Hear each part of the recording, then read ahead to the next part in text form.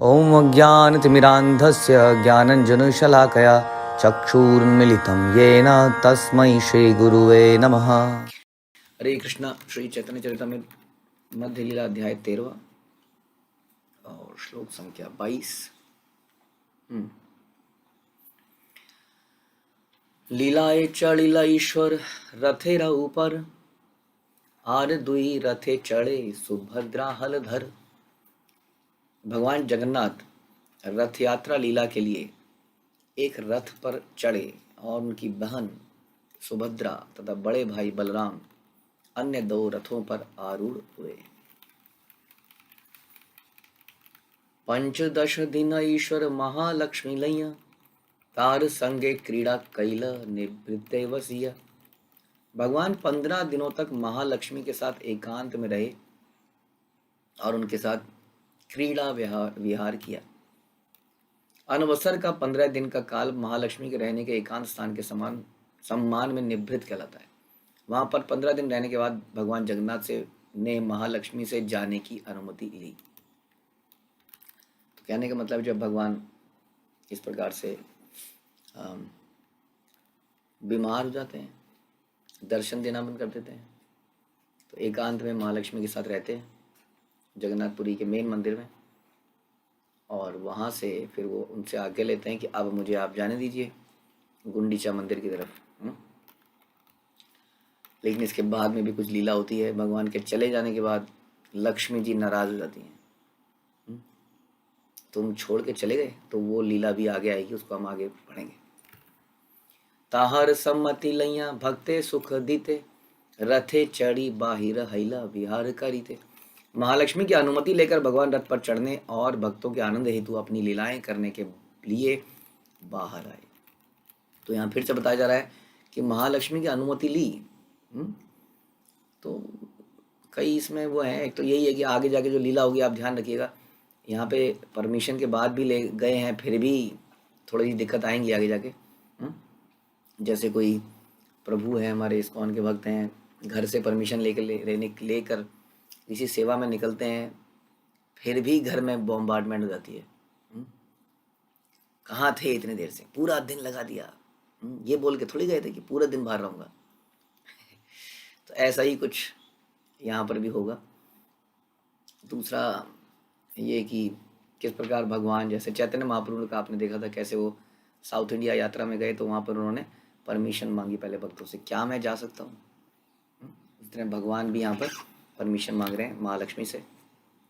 ये भी एक प्रकार का प्रेम है, डिपेंडेंस दिखाई जा रही है। ऑल्दो कृष्णा इज इंडिपेंडेंट, हाँ, बट वो डिपेंडेंट बन जाते हैं अपने भक्तों पर। जैसे यशोदा माई पर डिपेंडेंट थे कि वो दूध पिलाएगी, खाना खिलाएगी। तो इस प्रकार से भगवान, प्रेम में आदमी डिपेंडेंट बनना चाहता है वास्तव में। तो इस संबंध में श्रील भक्तिसिद्धांत सरस्वती ठाकुर ने टीका की, आदर्श पति के रूप में भगवान जगन्नाथ अपनी पत्नी महालक्ष्मी के साथ 15 दिनों तक एकांत स्थान में रहे। तो भी भगवान अपने भक्तों को सुख देने के लिए एकांत स्थान से बाहर आना चाह रहे थे। भगवान 2 प्रकार से भोग करते हैं, स्वकीय तथा परकीय। स्वकीय रस में भगवान का माधुर्य प्रेम द्वारका के विधि विधानों को दर्शाता है, जहाँ भगवान की कई रानियां हैं। तो स्वकीय में भगवान अपनी रानियों के साथ, जो उनकी पत्नियां हैं, उनके साथ विहार करते हैं द्वारका में, जैसा हम देखते हैं। किंतु वृंदावन में भगवान का माधुर्य प्रेम अपनी विवाहिता पत्नियों के साथ ना होकर गोपियों के साथ होता है। तो इसको कहते हैं परकीय। हम सुनते हैं ना, परकीय रस, जयो जो उज्ज्वल रस। तो उसमें ये जो परकीय रस है, इसको और ज़्यादा ऊपर का माना जाता है, लेकिन ये केवल भगवान के साथ पॉसिबल है, मनुष्य की नकल नहीं मार सकता, ध्यान रखिए। Otherwise we are competing with Krishna. और हमारे आचार्य कई बार बताते हैं लेक्चर्स में, हमारे सीनियर डिवोटीज़ की, हमें कैसे पता चलता है कि हम कृष्ण के प्रति विद्रोही हैं, क्योंकि हमें लगता है हम कहाँ विद्रोह कर रहे हैं, हम तो कृष्ण को मान रहे हैं। कृष्ण के अनुसार भोग करने की प्रवृत्ति को कंपटीशन, विद्रोह, ये सब लैंग्वेजेस में बोला जाता है। सो हम भगवान से डायरेक्टली प्रतियोगिता कर रहे हैं और हमें मालूम ही नहीं है कि हम प्रतियोगिता कर रहे हैं। तो एक दास हमेशा ऐसी पोजीशन में रहना चाहता है कि वो लगे दास है। अगर दास के पास भी वैसी ऑपुलेंसेस हैं जैसी कृष्ण के पास हैं, हाँ, तो फिर वो दास कैसे कहलाएगा, तो कैसे दिखेगा। तो यदि कृष्ण इस प्रकार से भोग करते हैं तो उस भोग को बड़ा ही मतलब इसको उत्तम माना जाता है, क्योंकि हम देखते हैं उसका बैकग्राउंड में जाते हैं तो हमें पता लगता है कैसे ये सारे जो रानियां थी, ये जो फिर गोपियां थी, इन गोपियों ने किस प्रकार अनेक जन्मों में भक्तिमय तपस्याएं करी थी, तब इनको ये स्थान मिला था। और वास्तव में भगवान की सारी ही पत्नियां हैं। भगवान को पत्नी बनाने के लिए कोई फॉर्मल रिलेशनशिप बनाने की जरूरत नहीं है।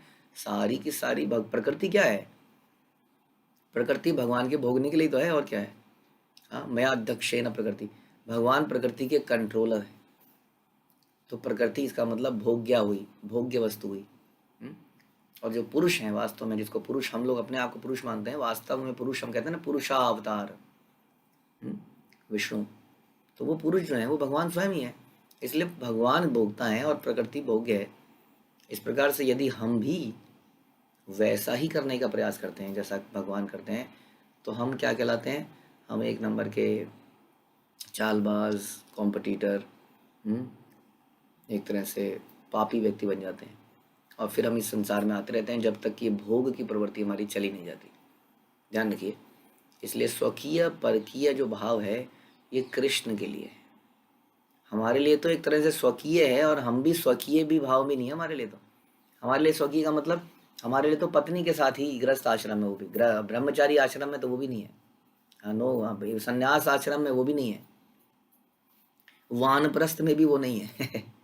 देखिए, 4 आश्रमों में, 3 आश्रमों में, 4 में से स्त्री पुरुष के संग का निषेध किया गया है। ब्रह्मचारी में, वानप्रस्थ में हम कहते हैं कोई बस हो गया, अब जो होना था खत्म, अब अपनी अपनी सेवा करो, साथ में रहो चाहे, लेकिन लाइक ए डिटैच्ड पर्सन। और संन्यास तो टोटली, हाँ, उसमें तो बहुत ही ज़्यादा रिस्ट्रिक्शन लग गई। केवल एक गृहस्थ आश्रम में है, क्योंकि इसमें कुछ समय के लिए आदमी को संतान उत्पन्न करनी पड़ती है, उनके बच्चों को बड़ा करना होता है, इसलिए। अदरवाइज बाकी तीनों आश्रमों में, और कई बार प्रभुपाद के पॉलपट में हमें मिलता है कि चाहे कोई सा भी प्रांत हो, चाहे ब्रह्मवादी हो, हाँ, निराकारवादी हो, शून्यवादी हो, हाँ, योगी हो, ज्ञानी हो, इन सब में ये कॉमन मिलता है कि आपको ये जो स्त्री पुरुष का संग है इसको तो रेस्ट्रिक्ट करना पड़ेगा। लेकिन कुछ ऐसे भी हैं, जैसा हमने सुना था भट्टाधारी, हमने सुना था थोड़े कुछ समय पहले, भट्टाधारी किस प्रकार से वहाँ पर फंस गए थे हमारे भक्त, है ना। तो वहाँ पे क्या दिखाते हैं, कुछ ऐसे भी ढोंगी हैं सन्यासी जहाँ पर स्त्री पुरुष का संबंध को अलाउड करा जाता है आपस में किसी भी तरीके से।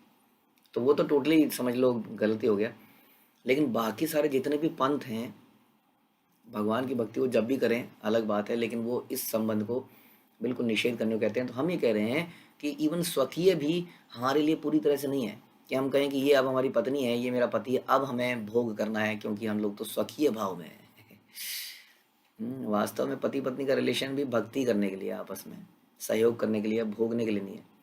तो ये जितने भी हम सुनते हैं वास्तव में, खास तौर पे माधुर्य रस, ये जो माधुर्य रस है ये केवल कृष्ण के लिए है, चाहे स्वकीय हो चाहे परकीय हो। हाँ, कई ऐसे संसार में गुरु बने जिन्होंने, जो गुरु बनते बनते कृष्ण बन गए और लीला करने लगे। आज की डेट में कुछ जेल में हैं, कुछ नहीं भी होंगे, लेकिन चलो जो भी है, आदमी से गलती हो जाती है, लेकिन उसको बड़ा सतर्क रहना पड़ेगा इन चीज़ों के लिए। तो स्वकीय और परकीय दोनों किसके लिए है, कृष्ण के लिए। ध्यान रखें, हम इससे कहीं गलत फहमी ना कर लें। और दूसरा हम आपको ये समझा रहे हैं, जो परकीय है ये सामाजिक दृष्टि से गलत दिखता है। क्यों? क्योंकि हमारे लिए तो है ही नहीं ना, समझिए बात को, हमारे लिए तो दोनों ही नहीं है, ये कृष्ण के लिए है। अब कृष्ण के लिए गलत क्यों नहीं है? कृष्ण के लिए गलत इसलिए नहीं है क्योंकि कृष्ण सामाजिक बंधनों से मुक्त हैं। वास्तव में समाज में विवाह का इसलिए बनाया गया ताकि व्यभिचार ना फैले, आदमी जानवर ना बन जाए, इसलिए विवाह बंधन में बंधा, क्योंकि आदमी की इंद्रिय जो है कंट्रोल में नहीं है। बट अबाउट कृष्णा, हाँ, कृष्णा तो क्या बताएं उनके बारे में, कैसे उनको माया छू भी सकती है, क्योंकि वो तो माया के अधिपति हैं। इसी प्रकार से कृष्ण के लिए ये नियम लागू नहीं होते हैं। ध्यान रखिए, कृष्ण की सेवा में परकीय भाव में यदि हम लग जाएं तो हमने सर्वोत्तम अवस्था को प्राप्त कर लिया, हमने सुना था किस प्रकार से गोपियों का जो परकीय भाव है उसमें गोपियां सामाजिक दृष्टि से कृष्ण की नहीं है, फिर भी वो रिस्क लेके कृष्ण के पास जाती हैं। समाज से उन्हें प्रताड़ना मिलती है, बुराई मिलती है, थूथू मिलती है, फिर भी वो कृष्ण के लिए ऐसा करती हैं, किसी और व्यक्ति के लिए नहीं, कृष्ण के लिए ऐसा करती हैं। और इसको बताया गया कि ये तो सबसे बड़ी चीज़ है, क्योंकि कोई व्यक्ति अपने चरित्र पर दाग नहीं पड़ने देता, गोपियाँ तो चरित्र पे दाग पड़ने के लिए भी राजी हो जाती हैं। खास तौर पे हम लोग गोपियों के बारे में आम जनता जानती नहीं है, लेकिन मीराबाई के बारे में लोग जानते हैं। गोपियों के बारे में तो भगवान के इस शिला प्रभुपाद की इस परंपरा में, गौड़ ब्रह्म गौड़ीय परंपरा में आता है, तब समझ में आता है। लेकिन आम जनता मीरा के बारे में तो जानती है, किस प्रकार से उन्होंने बदनामी, थू थू सब कुछ एक्सेप्ट किया कृष्ण के लिए। तो इसलिए कितना महान होगा ये, क्योंकि इतना कष्ट तो कोई ले नहीं पाता है। और उस पर भी भगवान कैसे करते हैं, क्योंकि आपका राइट नहीं, अभी आप थोड़ी देर में सुनेंगे इस जगन्नाथ रथ यात्रा में, रथ यात्रा समाप्त होने के बाद लक्ष्मी जी कैसे पिटाई करती हैं ज़बरदस्त एक एक आदमी की, वो अभी थोड़े समय में आएगा। लेकिन परकीय भाव में ये नहीं हो सकता है, क्योंकि उसमें कोई राइट नहीं है। हाँ, उसमें केवल भगवान का प्रेम है, और इसको कहते हैं बिल्कुल प्योरेस्ट प्रेम, इसी को कहते हैं बिल्कुल प्योरेस्ट। क्योंकि इसमें ये एक्सपेक्टेशन भी नहीं रह गई कि हम तुम्हारे लिए सब कुछ छोड़ के आई, अब हम तुम्हें हमें त्याग दोगे, हमें ठुकरा दोगे। जैसा रास लीला में हम सुनते हैं, गोपियाँ रात को भगवान की बांसुरी सुन के आई और भगवान ने तुरंत बोल दिया, यहाँ क्या कर रही हो, तुम्हारे सब घर वाले चिंतित होंगे, पति घर पर है, निकलो जाओ वापस। इस प्रकार से वो बेचारी उदास ही हो जाती है। तो इसमें, और वास्तव में भगवान ने ऐसा करा भी, मथुरा जाके फिर द्वारका में जाके, लेकिन फिर भी वो सरेंडर्ड रही। हाँ, तो इस प्रकार से इसको कहते हैं, वास्तव में कहते हैं अन्य विलासिता शून्यम, यही है। क्योंकि इसमें ये हक भी नहीं है जो कि स्वकीय में है। कृष्ण की पत्नी सत्यभामा, सत्यभामा कैसे एकदम से बोल देती थी, मुझे चाहिए, चाहिए तो चाहिए, लेके आओ। तो ये डिमांड होगी ना, डिमांड, इसमें कुछ थोड़ी सी अभिलाषा होगी। हालांकि वो भी बड़ा माधुर्य रस, तो हम लोग तो अभी दास भी बन जाएं तो बहुत बड़ा है, माधुर्य रस को अभी हम नहीं समझेंगे। लेकिन माधुर्य में भी हम कह रहे हैं परकीय से ऊपर कौन सा है, स्वकीय से ऊपर परकीय है। स्वकीय मतलब हाँ, कृष्ण की पत्नियाँ द्वारका, और परकीय मतलब गोपियाँ, जिसमें उनके पास ये राइट भी नहीं है कि वो कंप्लेंट कर सकें, वो कंप्लेंट करती ही नहीं है। तो हमने ये समझाया कि कैसे परकीय श्रेष्ठ है सबसे, और दूसरा कैसे ये हो, स्वकीय हो या परकीय हो, ये हमारे लिए नहीं है। हमारे लिए बिल्कुल नहीं है। हम संसार में आके कृष्ण की कॉपी करते हैं, परिवार बना के अपने संबंधी जोड़ते हैं। हमें भी लगता है कि अब यहाँ पर मैं हूँ कृष्णा सेंटर ऑफ अट्रैक्शन, घर के बच्चे, घर की पत्नी मेरी सुविधा के लिए, मेरे आनंद के लिए है, तो हम कृष्ण का कंपटीशन कर रहे हैं। तो ओके, आगे चलते हैं। वृंदावन में भगवान का माधुर्य प्रेम अपनी विवाहिता पत्नियों के साथ ना होकर गोपियों के साथ होता है। गोपियों के साथ ये माधुर्य प्रेम परकीय रस कहलाता है। भगवान जगन्नाथ उस एकांत स्थान को छोड़ देते हैं जहाँ वो माँ लक्ष्मी के साथ स्वकीय रस का भोग करते हैं, और वृंदावन चले जाते हैं जहाँ परकीय रस का भोग करते हैं। तो जगन्नाथ मंदिर में वो लक्ष्मी जी के साथ स्वकीय रस भोगते हैं, और जगन्नाथ मंदिर से निकल के कहाँ पहुँचते हैं, वृंदावन। क्योंकि हमने सुनाया था आपको ये भी कि जगन्नाथ मंदिर क्या है, कुरुक्षेत्र है। ये कथा आपको पता होगी कि कुरुक्षेत्र में जब एक बार सूर्य ग्रहण हुआ तो सब लगा से लोग आए दर्शन करने के लिए, स्नान करने के लिए। तब वहाँ पर द्वारका से भगवान भी आए, और वृंदावन से गोपियाँ गोप भी आए, और तब ये इच्छा हृदय में हुई, ऐसा बताते हैं। गोपियों ने हृदय से इच्छा करी, कृष्ण तुम हमारे साथ चलो, क्योंकि तुम यहाँ अच्छे नहीं लग रहे हो राजा के रूप में, तुम तो वैसे ही वनमाली के रूप में अच्छे लगते थे, यमुना के यमुना तीर वनचारी, यहाँ पे तो तुम राजा, सैनिक, आओ भाव करने वाले कितने लोग, पत्नियाँ वगैरह। तब वो कृष्ण को रथ में खींच के ले जाती हैं वृंदावन, अपने मन की दुनिया में, भाव की दुनिया में। तो इस प्रकार से जगन्नाथ मंदिर में स्वकीय रस, और वहाँ से गुंडीचा मंदिर इस वृंदावन, इस परकीय रस। अतएव भक्ति सिद्धांत सरस्वती ठाकुर हमें याद दिलाते हैं कि परकीय रस में भगवान को स्वकीय रस से अधिक आनंद प्राप्त होता है। क्यों होता है, क्योंकि सामने वाली की जो सरेंडर है वो बिना किसी इच्छा के है, बिना किसी डिमांड के है। हम अक्सर डिमांड करते हैं, मैंने आपको बोला था कि मेरे को ये मिलना चाहिए, मुझे नहीं मिला। हाँ, इसमें डिमांड आ गई। जैसे पहले शुरू में क्या होता था, 56 भोग होते थे। अब तो भक्त धीरे धीरे मैच्योर हो रहे हैं। 56 भक्त भोग में कई भक्त नाराज हो जाते थे। हम्म, वो वड़ा पाव तो उसको दे दिया। हाँ, यहाँ पे किसी ने खिचड़ी भोग लगाई थी, मुझे खिचड़ी पकड़ा दी। हाँ, या मैं कई बार, हमारे भक्त हमारे उत्सवों में लेट जाते थे, सारा प्रसाद खत्म हो गया, प्रसाद खत्म हो गया, कोई बात है? हम्म, नाराज हो गए। तो हमें जब कुछ नहीं मिला, प्रसाद नहीं मिला, स्पेशल अटेंशन नहीं मिली, कई लोग इसलिए भी नाराज होते हैं। हाँ, मैं आया था, मुझे किसी ने पूछा ही नहीं। मैंने कुछ, जैसे अभी ग्लोरिफिकेशन के सेशन हुए, मेरी ग्लोरिफिकेशन चली ही नहीं, क्या फ़ायदा मेरा?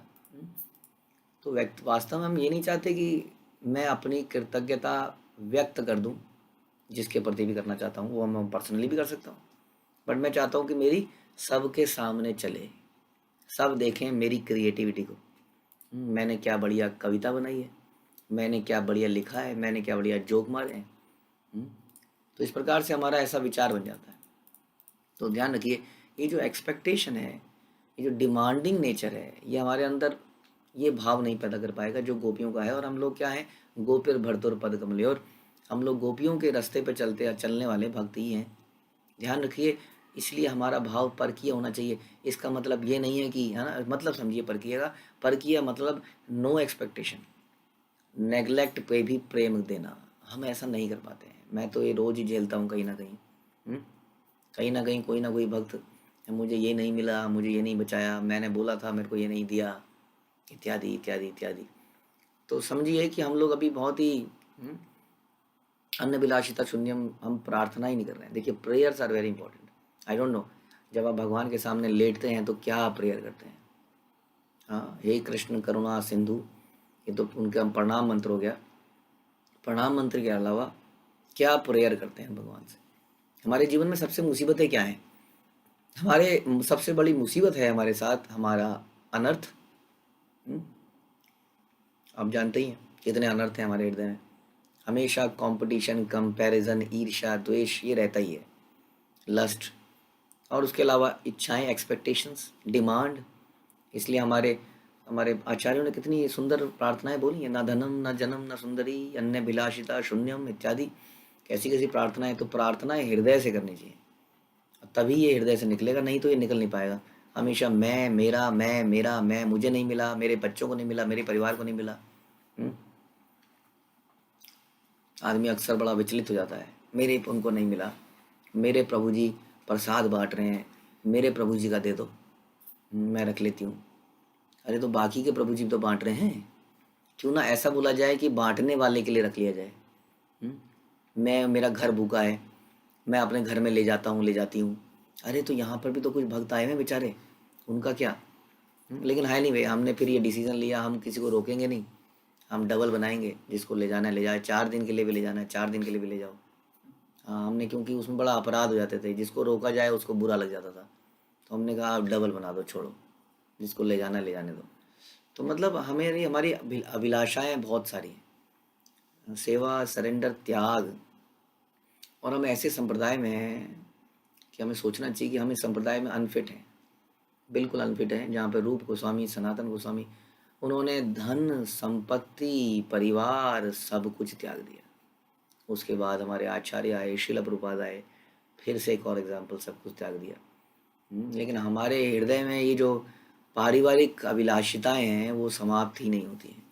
और आज हम चैतन्य चरितामृत में परकीय भाव के बारे में पढ़ रहे हैं। इसके बारे में बार बार सुन के, टेक्निकली वी नो, हाँ आई नो परकीय स्वकीय, आई नो व्हाट इज परकीय। मैं बताता हूँ प्रभु जी, डेफिनेशन ऑफ परक्रिया is this, it is not about definition, it is about realisation. कितना रियलाइज हुआ, ज्ञानी तो हम लोग बन ही गए हैं।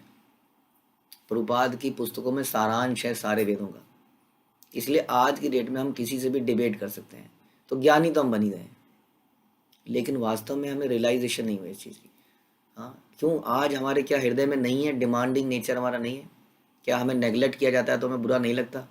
क्या हमें कोई वस्तु मिलती नहीं तो बुरा नहीं? क्या आज भी हम यही नहीं सोचते, मैं और मेरा परिवार का किस तरह से खाना भी मिल जाए, उन्हें प्रेफरेंस भी मिल जाए, वगैरह वगैरह वगैरह। तो यहाँ पर यही समझाया जा रहा है कि परकीय भाव के बारे में, कि भगवान जो हैं परकीय रस में अधिक आनंद प्राप्त करते हैं। क्यों? क्योंकि सामने वाला कुछ मांगता ही नहीं है। कृष्ण परेशान करते हैं, क्या कर रहे हो भैया, क्यों प्रेम कर रहे हो मेरे से, क्यों कर रहे हो? वो कर रहे हैं, बस कर रहे हैं। नहीं नहीं, कुछ तो बोलो, कुछ चाहिए, क्या चाहिए बताओ, तीनों लोक दे दूं? क्या करूंगा लोक का, क्या दे दूं बताओ? वैकुंठ में वास दे दूं, मेरा क्या करूंगा उसका? अरे तो फिर क्या चाहिए? मेरे जैसा बनना चाहते हो, मेरे जैसा सुंदर शरीर, क्या करूंगा सुंदर, भूल जाऊंगा कि मैं दास हूँ। हम्म? तो चाहिए क्या ये तो बताओ? है कुछ नहीं चाहिए। तो यहाँ क्यों आए हो? आपको देखने आए, आपकी सेवा करने आए। ऐसा जो है, ऐसा भगवान फिर खत्म। और उसके बाद भगवान के पास बचता है, इसलिए वो कहते हैं कि मैं गोपियों के प्रति ऋणी। ऋणी क्यों? कोई ऋणी कैसे बन जाता है? ऋणी व्यक्ति तब बनता है जब केवल लेता रहता है और देता नहीं है। हम्म? देता क्यों नहीं है? क्योंकि लेने वाला कुछ चाहता ही नहीं है, कुछ लेना ही नहीं चाहता है, तो ऋणी तो बना रहेगा हमेशा। तो भगवान कहते हैं कि मैं गोपियों का ऋणी बन जाता हूँ, क्योंकि मैं गोपियाँ कुछ मांगती ही नहीं है, कुछ एक्सपेक्टेशन ही नहीं है, इतनी भी नहीं है कि भगवान कम से कम रोज आकर एक बार दर्शन तो दिया करो, आओ तो सही, कम से कम बहुत दिन हो गए, सभी भक्तों के घर में आते रहते हो प्रसाद पाने, हमारे घर भी तो आओ कभी। हम्म? हो गई फिर से एक एक्सपेक्टेशन हो गई। अच्छा, उसके यहाँ तो गए थे, हाँ, उसको तो नहीं बोला आपकी तबीयत खराब हो जाती है बाहर जाने से, हमारे यहाँ क्यों नहीं आए? अच्छा, उसके यहाँ तो गए थे श्राद्ध के लिए, हमारे घर में क्यों नहीं आए श्राद्ध का प्रसाद पाने? हम्म? अब उसको पता ही नहीं श्राद्ध के लिए गए थे, किस लिए गए थे, लेकिन गए तो थे ना आप, तो हमारे यहाँ आ जाओ। ताकि मेरे पूर्वजों का छुटकारा हो जाए, मेरा मेरा मेरा मेरा मेरा घर शुद्ध हो जाए, मेरे घर में आपके चरण पड़ जाएं, तो मेरा कुछ भला हो जाए। आपकी थकान से हमें क्या मतलब? हाँ, आप तो वैसे ही भटकते रहते हो, भटकू तो हो ही आप। हाँ, इस्कॉन का हर व्यक्ति परिव्राज का आचार्य है, कहीं ना कहीं भटकता ही रहता है, पूरे दिन सवेरे से लेकर शाम तक अपने शरीर को गलाता रहता है। तो मेरे लिए भी गला लो थोड़ा सा, हमारा भी उद्धार हो जाए प्रभु जी। हे कृष्णा, हमारा भी उद्धार हो जाए। तो इसमें डिमांडिंग नेचर है, ध्यान रखिए। यह है हमारे हृदय में कितनी अपेक्षाएं हैं गुरु के प्रति, कृष्ण के प्रति। और हम लोग गलती से ही आ गए, हम पता नहीं कैसे। मैं भी सोचता हूँ कि मैं इस परंपरा में आ कैसे गया, पता नहीं। ऐसी परंपरा में जो कि केवल देना जानती है, देना सीखती है, देना ही सिखाती है। हम्म?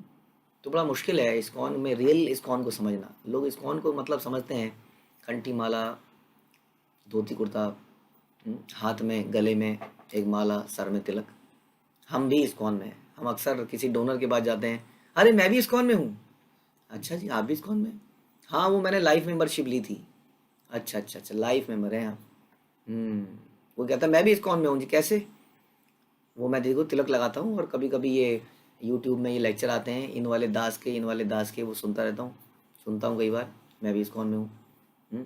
कई बार कोई कहते हैं मैं रविवार ये प्रीति भोज इस्कॉन द्वारा चलाया गया शिला प्रभुपाद के प्रोग्राम में जाता हूँ, तो मैं भी इस्कॉन में हूँ। ठीक है, आप सभी इस्कॉन में हैं, agreed. But what is ISKCON? वो आपको समझना पड़ेगा आचार्यों के विचारों से। जो आचार्यों का विचार है इस संप्रदाय में, वही है वास्तव में इस्कॉन। जो प्रभुपाद के विचार हैं, जो उनकी पुस्तकों में अक्सर मिलते हैं, लेकिन पुस्तकों से हमें क्या मतलब प्रभु जी? मुझे लगता है कि इस्कॉन में आने वाले भक्त भी 90% ना तो नियमित रूप से श्रवण करते हैं, ना नियमित रूप से पठन करते हैं। हम्म? वो they want to be free, वो फ्रीली। कितने ऐसे भक्त हैं मुझे शुरू से ही मिले, मैंने पढ़ते क्या हो प्रभु जी, किसी दिन ये वाली किताब पढ़ लेता हूँ, किसी दिन हमारे भक्तों में भी ऐसे होंगे, किसी दिन वाली किताब पढ़ लेता हूँ, किसी दिन मतलब हर किताब के उन्होंने दो दो पन्ने पढ़ रखे हैं, 2 पन्ने से वो सारी किताब के सार को समझ जाते हैं। इतने इंटेलिजेंट भक्त हैं हमारे पास कि किसी किताब के 2 पन्ने पढ़ते हैं और कहते हैं कि सब समझ में आ गया। अब दूसरी किताब, अब दूसरी किताब, ना तो किसी एक व्यक्ति का प्रवचन सुनते हैं, आज इसका, कल उसका, परसों किसी और का। आज मूड, आज राधा रानी का मूड है, चलो जी राधा रानी पे लेक्चर मिले। आज किसी और का मूड है। तो मैं ये कह रहा था, यदि आप रियली में जानना चाहते हैं कि इस्कॉन क्या है, तो इस्कॉन के जो आचार्य हैं, जो हमारे गुरु परंपरा है, उनके विचारों को समझना पड़ेगा, जो अक्सर हमें प्रभुपाद की पुस्तकों में मिल जाता है। प्लस प्रभुपाद ने कुछ पुस्तकों को रिकमेंड किया हुआ है कि आप इन पुस्तकों को पढ़ सकते हैं, जो उन्होंने ट्रांसलेट नहीं करी थी, उनको पढ़ के, हाँ, हमें रूप सनातन इत्यादि के ग्रंथों को पढ़ के समझ में आता है कि अच्छा ये है, दिस इज इस्कॉन। जो कि मुझे लगता है अक्सर लोग बाहर ही बाहर रहते हैं, अंदर घुस ही नहीं पाते हैं। इसलिए ये जो परकीय रस है, आई थिंक दिस इज सार, सर्व रस सार। जयो जयो उज्ज्वल रस, ऐसी है ना, सारे रसों का सार है ये। और इसका मुख्य मतलब डांसिंग नहीं है। चंद्रमा में, हाँ, सर्दियों में जो चंद्रमा आती है, हम्म, उसकी रात्रि में चंद्रमा दैदीप्यमान था और भगवान ने गोपियों के साथ पूरी रात को नृत्य किया। ये है परकीय रस, ऐसा समझ लेते हैं लोग। महारास, रास, आप वृंदावन में जाएंगे तो अक्सर लोग बोलेंगे यहाँ पर महारास हुआ था, आइए सुनिए, यहाँ पर रास हुआ था। और इसकी देखा देखी लोगों ने रास कराना शुरू कर दिया है। अक्सर भागवतम कथा में रास, उस परकीय भाव को समझा कोई नहीं रहा है कि व्हाट इज द मीनिंग। बस उस परकीय रस का मतलब dancing, dancing with non non husband. तो लोगों ने भी डांसिंग विद नॉन हस्बैंड शुरू कर दिया। ये बात मुझे बहुत साल पहले पता लगी कि डांडिया, गुजरात में डांडिया में सारे पाप कर्म होते हैं, ऐसा मुझे पता लगा। खतरनाक उत्सव बन चुका है ये डांडिया। डांडिया में लड़का लड़की आपस में नृत्य करते हैं, उसके बाद चले जाते हैं नृत्य करके, कोई किसी के साथ भी नृत्य करता है। तो dandiya is what is a replication of Krishna's dance with gopis. तो इस प्रकार से उसने dancing with non husband is परकीय रस, कि हाँ कोई रिलेशन नहीं है लेकिन डांसिंग। तो बहुत ही गहरा है ये, जैसे मैं आपको बता रहा था, इसमें डिमांड की कोई एक्सपेक्टेशन नहीं है। इसमें देर इज़ नो एलिजिबिलिटी कि अब मैंने इतनी सेवा कर दी है, now I expect this much. अब मैंने इतना कर दिया, अब तो मुझे कुछ पोजीशन, कुछ कम से कम कुछ लोगों को मेरे अंडर तो दिया जाए। मैं सेवा करूँगा, मैं मैनेज करूँगा आप सेवा को, अब कुछ लोग मेरे साथ करेंगे। मैं अलग अलग तरह की डिमांड बता रहा हूँ। पहले हमने प्रसाद से रिलेटेड कुछ समझी, फिर कुछ ये समझी कि मुझे अटेंशन नहीं मिली, मुझे नेगलेक्ट कर दिया गया, मेरी ग्लोरिफिकेशन आई थी उसको हटा दिया गया, वगैरह वगैरह वगैरह इस तरह की। फिर हम ये कह रहे हैं कि सीनियोरिटी वाला, मतलब कितनी हो सकती हैं, एंडलेस है स्टोरी, एंडलेस। एक ये हो सकती है कि आपने नए भक्तों को तो इतना पूछ लिया, या नए भक्तों के घर में तो चले जाते हो, व्हाट अबाउट मी। या मैंने बोला कि उसके घर में खाने में चले गए, मेरे घर भी आओ, या उसके साथ घूमने चले गए, मेरे साथ भी घूमने चलो। ये बहुत सारी वैरायटी हो सकती है, आप सोचते रहिए। When ever there is a demand, तो हम उस भाव में आ ही नहीं रहे हैं, और हम रोज रोज बोल रहे हैं गोपिर भरतुर पद कमले, हाँ तब तक कांचन गौरांगी राधे वृंदावनेश्वरी। अब वो वृंदावन की वो राधा रानी है, आप सोच नहीं सकते हैं, उनको तो भगवान छोड़ के चले गए। हाँ, हम लोग देखते हैं राधा कृष्ण के विग्रह, ऑल्दो राधा कृष्ण हमेशा ही साथ में है, लेकिन इस लीला में तो उन्होंने यही दिखाया कि उस गोपी को जो वृंदावनेश्वरी है, उनको छोड़ के मथुरा, मथुरा के बाद द्वारका, बस खत्म। छोड़ के ही तो गए। और अपने राधा रानी के आविर्भाव में देखा था किस प्रकार से वो भंवर गीत गाती हैं और भंवरे से कंप्लेंट करती हैं, और कंप्लेंट करते करते कहती हैं लेकिन मैं उनके बिना बात करे रह भी नहीं सकती। तो ये थोड़ा सा हमने चर्चा करी। यहाँ पर बता रहे हैं कि भगवान कैसे इस रस को अधिक पसंद करते हैं, कैसे वो हमेशा ऋणी बन जाते हैं। भौतिक जगत में अविवाहिता कुमारियों के साथ प्रेम व्यवहार अर्थात परकीय रस अत्यंत अधम संबंध माना जाता है। ध्यान रखिए, ये जो प्रेम संबंध है जिसमें कि रिश्ता नहीं है, एटलीस्ट कम से कम विवाहित रिश्ता होना चाहिए आपस में, तब कम से कम इतना तो कीजिए। किंतु आध्यात्मिक जगत में इस प्रकार के प्रेम व्यवहार को परम आनंद माना जाता है। भौतिक जगत में प्रत्येक वस्तु आध्यात्मिक जगत का प्रतिबिंब मात्र है, और वह प्रतिबिंब उल्टा है, विकृत है। इसलिए यदि हम उसकी नकल यहाँ मारेंगे तो गलत हो जाएगा। हम भौतिक जगत के अपने अनुभवों के आधार पर आध्यात्मिक जगत के व्यवहारों को नहीं समझ सकते। इसलिए लौकिक विद्वान तथा शब्द तोड़ने मरोड़ने वाले लोग गोपियों के साथ प्रेम व्यवहार को गलत समझते हैं। आध्यात्मिक जगत के परकीय रस की चर्चा केवल ऐसे व्यक्ति द्वारा की जानी चाहिए जो भक्ति में अत्यंत उन्नत हो। इसलिए हम लोग कभी चर्चा नहीं करते कि कैसे रास नृत्य हुआ, उसके बाद क्या हुआ, उसके बाद क्या हुआ। हाँ, इसलिए ऐसी किताबों को पढ़ना भी हमारे लिए वर्जित है, क्योंकि हमारे हृदय में अभी अनर्थ हैं, काम वासनाएं हैं।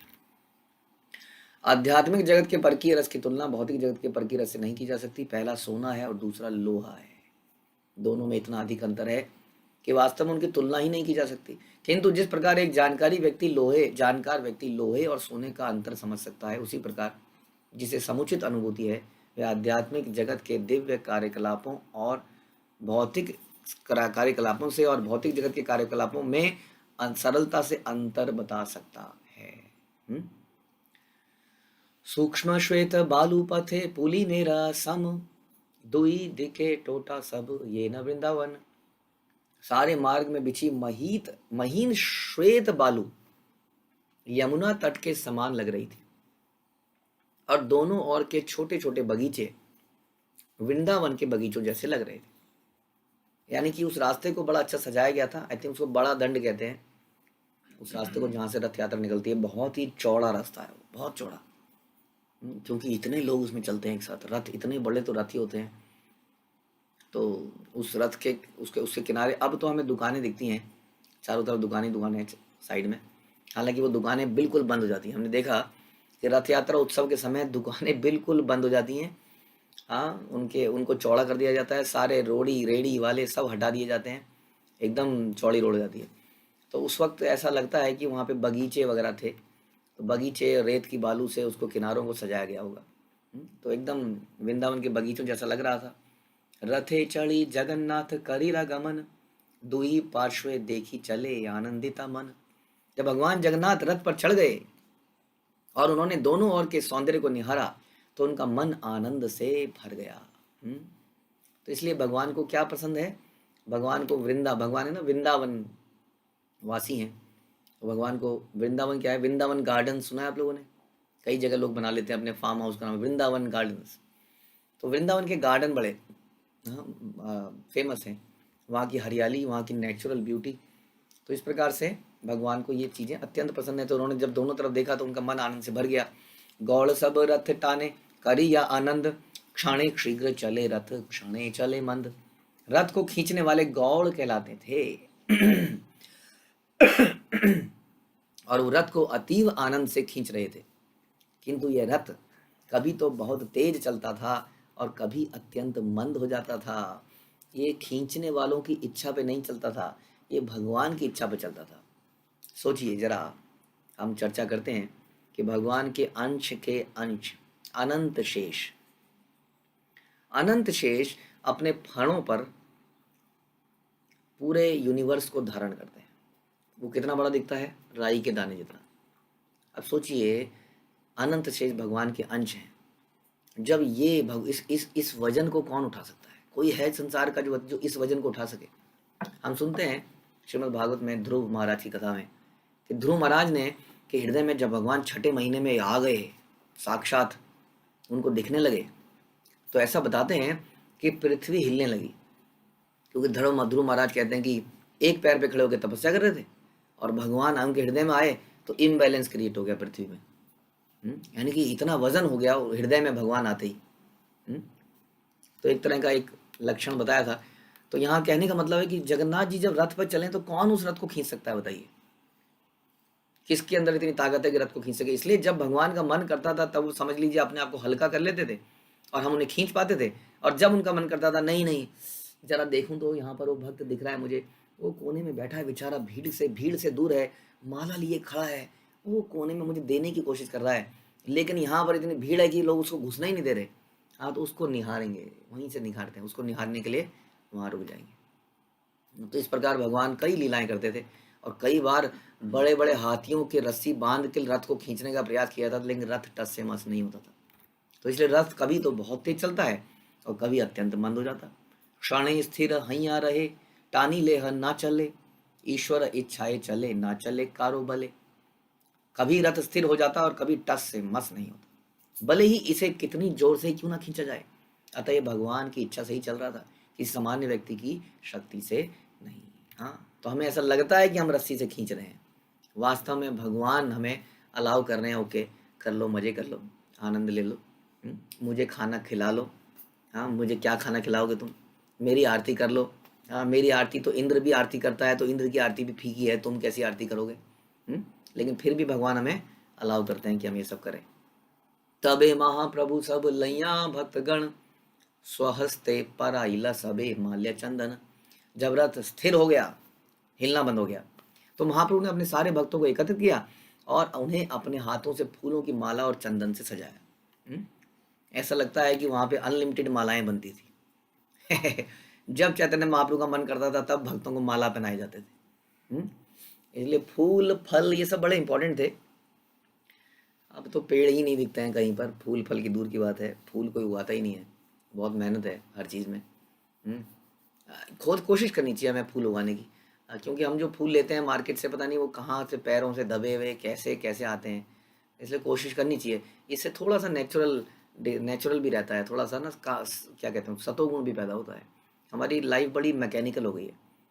हम अपने घरों में कुछ ऐसे पौधे जरूर उगाएं, कुछ हरियाली हो, कुछ घरों में नहीं है जगह तो कहीं आसपास कैसे भी कोशिश कर सकते हैं थोड़ा बहुत फूल उगाने की।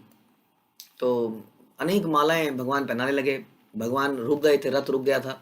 परमानंद पूरी यार भारती ब्रह्मानंद, श्रीहस्ते चंदन पाया बाड़ीला आनंद।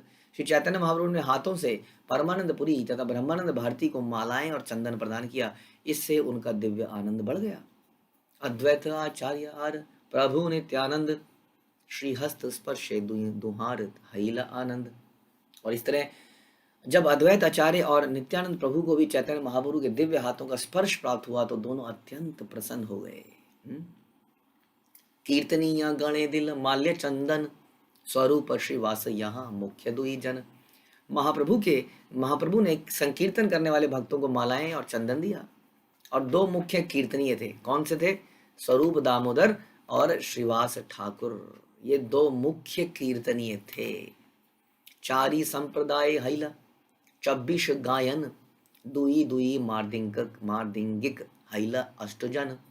कीर्तन करने वालों की कुल 4 टोलियां थी, जिनमें कुल 24 कीर्तनीय थे।